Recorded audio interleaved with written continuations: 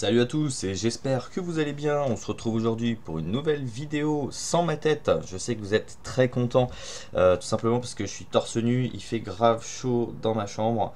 Donc voilà, pas de webcam aujourd'hui, mais c'est pas grave, la vidéo restera sympathique. Donc aujourd'hui, on m'a demandé, enfin pas aujourd'hui, aujourd'hui je vais faire une vidéo sur le plugin RealFlow de Cinema 4D, puisque j'avais fait une vidéo pour présenter le plugin, mais je n'ai pas vraiment présenté comment il marche.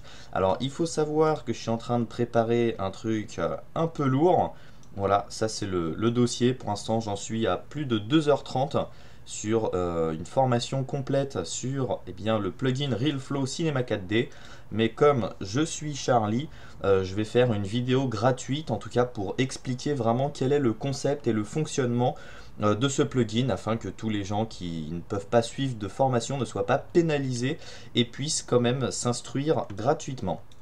Donc le plugin RealFlow de Cinema 4D, c'est une sorte de version synthétisée de RealFlow, qui est un logiciel standalone qui permet de faire des simulations de fluides.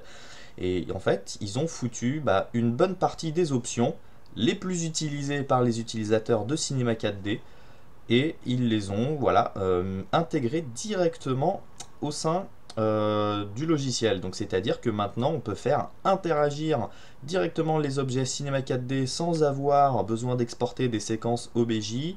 On peut utiliser le système de particules, transformer les particules de RealFlow en Thinking Particle pour Cinema 4D. Enfin voilà, ils ont ajouté plein de trucs. Donc on va voir un petit peu comment fonctionne ce plugin. Donc je vais faire comme si vous ne connaissiez absolument pas RealFlow. RealFlow, voilà, est un logiciel et ici un plugin de simulation de fluide. Il va nous permettre de simuler les liquides, donc liquide, coulis de caramel, éventuellement de la peinture ou du spray. Donc un peu à la manière d'Xparticle, j'ai un objet scene qui va être une sorte d'arbre qui va contenir toute ma hiérarchie RealFlow. Donc à partir du moment où je me crée un objet, par exemple un émetteur, ma scene se crée. Alors pourquoi est-ce qu'on a forcément la scene?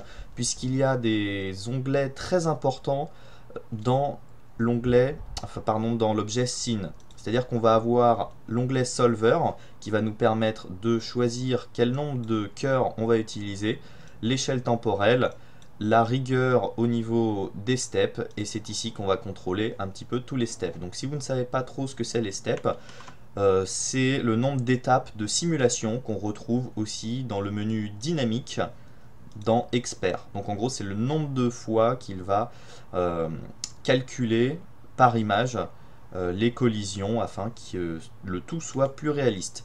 Donc c'est à dire que vous ne pouvez pas vous passer de la scène. Donc même si vous sortez vos objets de la hiérarchie, vous les renommez, etc., l'objet scène sera toujours présent.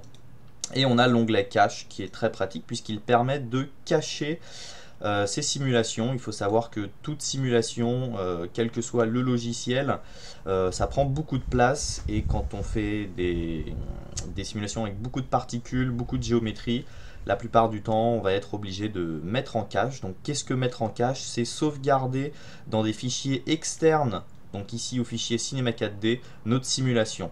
Donc ici les particules seront enregistrées au point RPF et notre géométrie de mèche en point ABC.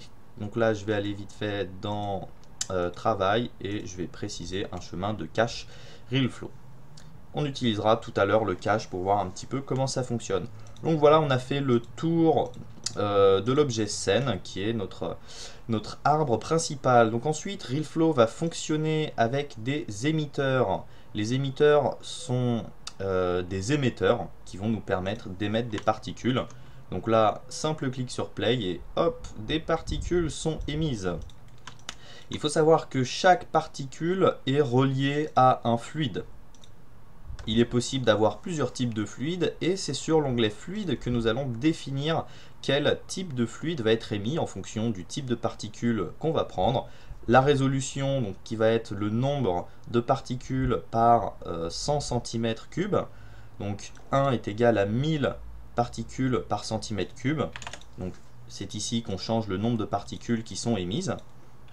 Donc je sais que pour tous ceux qui ne connaissent pas trop, ça peut paraître assez compliqué puisque l'émetteur est relié au fluide, le fluide qui est relié à la scène. Quand on aura un daemon, les daemons sont reliés au fluide, qui sont reliés aux émetteurs. Après on a le mesher qui est relié aux particules, mais qui est un objet indépendant. Ça fait peut-être un petit peu compliqué, mais vous allez voir, au final c'est très simple puisque tout est relié. Alors cette micro-complexité vient du fait que le standalone fonctionne avec un système nodal. Ici on fonctionne avec un système voilà, un peu comme les lampes, inclusion, exclusion. Donc on fait glisser les émetteurs, les fluides qui nous intéressent. Donc les émetteurs vont nous permettre d'émettre des particules. Alors il y en a plein, je ne vais pas vous faire le tour. Je fais le tour et j'explique ce que fait chaque émetteur dans ma formation RealFlow pour Cinema 4D. Je peux vous en montrer 2-3 autres, mais il y en a qui sont très sympas. Par exemple, il y a le fil qui va nous permettre de remplir un objet. Alors si je prends par exemple une sphère, hop, je la désactive. Alors je sais pas pourquoi j'ai des ralentissements comme ça. Je fais glisser ma sphère ici et hop, j'ai des particules qui apparaissent et on a quantité de réglages qui sont tous expliqués dans la formation que je prépare. Voilà, possibilité de randomiser le tout, etc. etc. Et on a des daemons qui vont être des modificateurs qui vont s'appliquer à nos particules. Donc on retrouve beaucoup de choses qu'on peut retrouver aussi dans les simulations de particules. Par exemple, je vais pouvoir charger une gravité. Et là, hop, mes particules vont tomber. Je vais pouvoir charger un noise field et mes particules vont partir dans tous les sens. Enfin voilà, en gros les daemons sont des modificateurs, il y en a beaucoup, des attractions, un modificateur spécial pour faire des splatchs, un modificateur pour ralentir les particules, un modificateur pour suivre un chemin autour d'une spline, un modificateur pour passer d'un fluide à un autre, ce qui va nous permettre d'appliquer des daemons à certaines particules et à d'autres non, un daemon gravity, la possibilité de tuer les particules, puisque plus on a de particules, plus la simulation va être lente, et plus les particules sont éloignées, plus cela va prendre du temps de calcul. Donc on a ici 4 daemons pour contrôler notre simulation. On a un daemon pour faire du morphing, donc pour envoyer les particules vers un objet. On a un noise field, un daemon pour combler les trous au niveau du mesh, un daemon pour créer de la tension ou justement peu de tension au niveau des particules, un daemon vortex, un daemon vent. Voilà, il y a plein de daemons, c'est super cool. Au niveau des fluides, eh bien c'est ici que on va régler la résolution, la pression interne externe qui vont modifier le comportement des particules, la viscosité, 3 étant la viscosité de l'eau, et la densité, donc qui va être la masse de nos particules. On a aussi un petit onglet display, donc où on peut visualiser directement la vélocité de nos particules. Donc la vélocité, ça va être la vitesse. Si j'augmente beaucoup, par exemple mon noise, ici je vais aller dans mon objet, tac, et je vais mettre une force de 500. On va voir que les particules ne vont pas avoir la même couleur au fur et à mesure qu'elles s'éloignent. C'est tout simplement pour montrer les particules qui vont être plus rapides et celles qui vont être moins rapides. On peut même montrer la chose de manière encore plus flagrante avec une force de 1000. Voilà. Et ce qui est bien, c'est qu'on a toujours la possibilité de régler l'échelle temporelle et énormément de choses. Donc jusque là, vous avez commencé à comprendre un peu comment fonctionne RealFlow. En gros, c'est un système de particules avec des modificateurs et c'est relié à un fluide. Et la dernière étape, eh bien, c'est le mesher. Qu'est-ce que le mesher? C'est une sorte de super métabole qui va créer de la géométrie tout autour de mes particules. Donc là, si je clique sur mesher, que je reviens au début, hop, j'ai cette espèce de liquide qui se crée. Alors comme ça peut paraître vraiment très moche, mais il faut savoir que une fois qu'on commence à lancer des petits rendus, je vous assure que c'est quand même beaucoup moins moche. Voilà, à partir du moment où on va mettre un matériau, c'est ça change la donne, hein. Voilà, donc je vais mettre des paramètres assez optimisés pour le tutoriel, et je vais me créer un simple matériau spéculaire. Et là voilà, on voit quand même que ça ressemble beaucoup plus à du liquide que cette espèce de blob assez immonde. Voilà, donc micro parenthèse sur le fait que bah, c'est quand même moins moche que, que ça en a l'air. Alors, au niveau du mesher, donc la qualité du mesh va dépendre du nombre de particules. Plus j'ai de particules, en gros, plus mon mesh va pouvoir se construire. On a la possibilité de changer la résolution. Alors la résolution, ça va être eh bien, tout simplement le nombre de polygones que je vais avoir. Donc ici, je suis en low. Si je passe en low medium et que je reviens au début, hop, on a beaucoup plus de subdivision. Et là, encore plus de subdivision. Donc cela n'augmente pas le nombre de particules, mais augmente tout simplement la résolution. Voilà, donc comme on peut le voir, on peut se retrouver très rapidement avec des géométries très très lourdes. Au niveau du radius, eh bien, on a la possibilité de changer l'algorithme.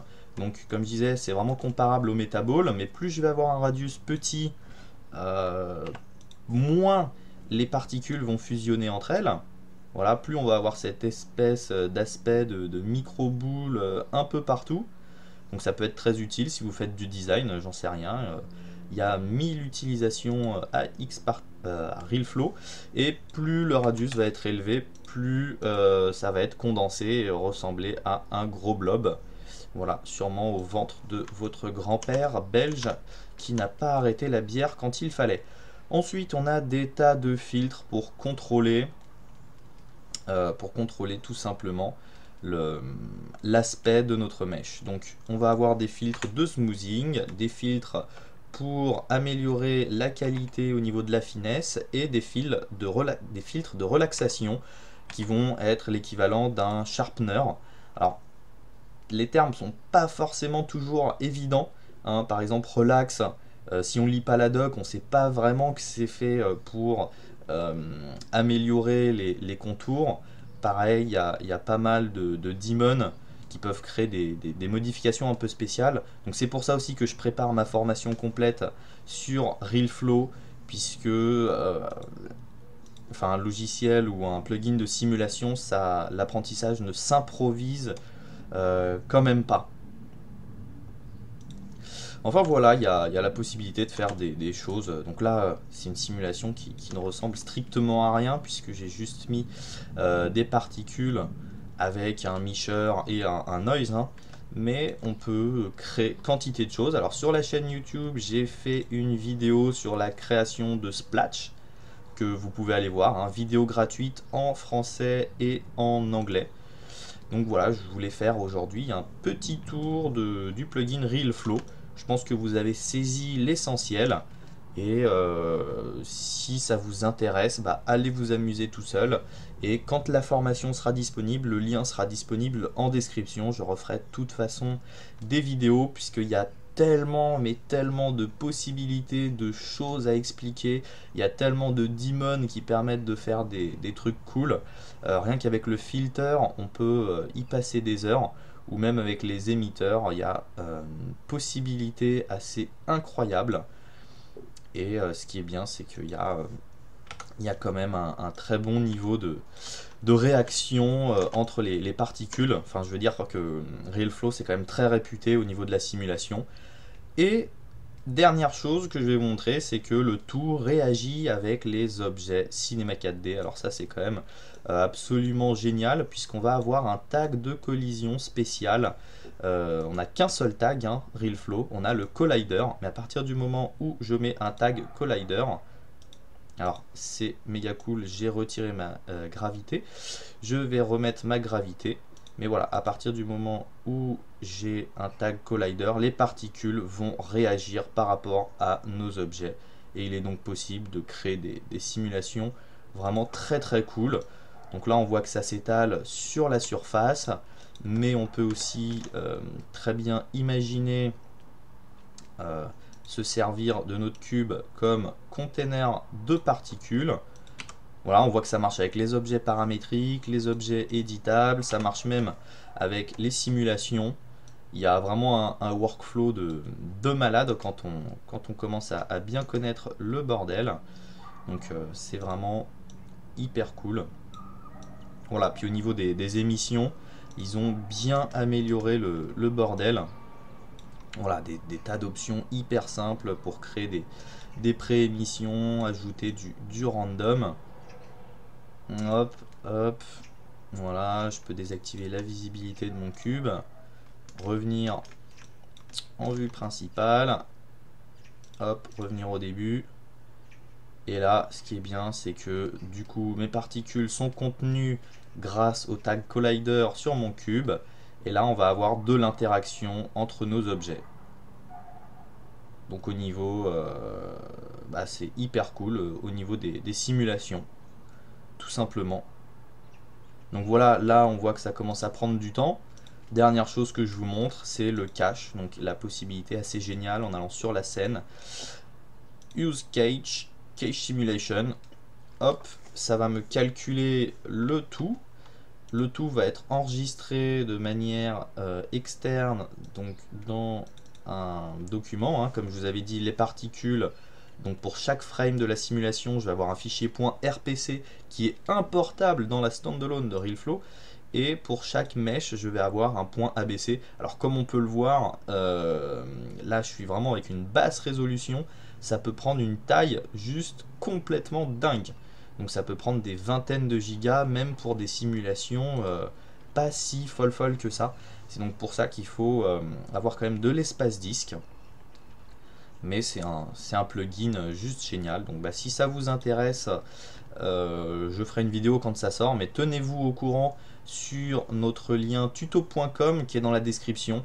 Il y a déjà 2 formations. Une sur la réalisation d'un personnage en 3D, donc un Ninja Cyborg, et une formation sur Octane Render.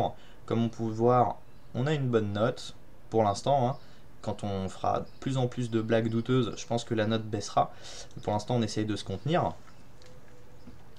Et voilà, donc j'ai fait une overview qui, j'espère, vous a donné envie de tester ce plugin de ouf et va vous donner des tas d'idées pour les simulations. Donc là, si je reviens au début, hop, j'ai le tout en temps réel puisque tout a été sauvegardé dans un fichier externe.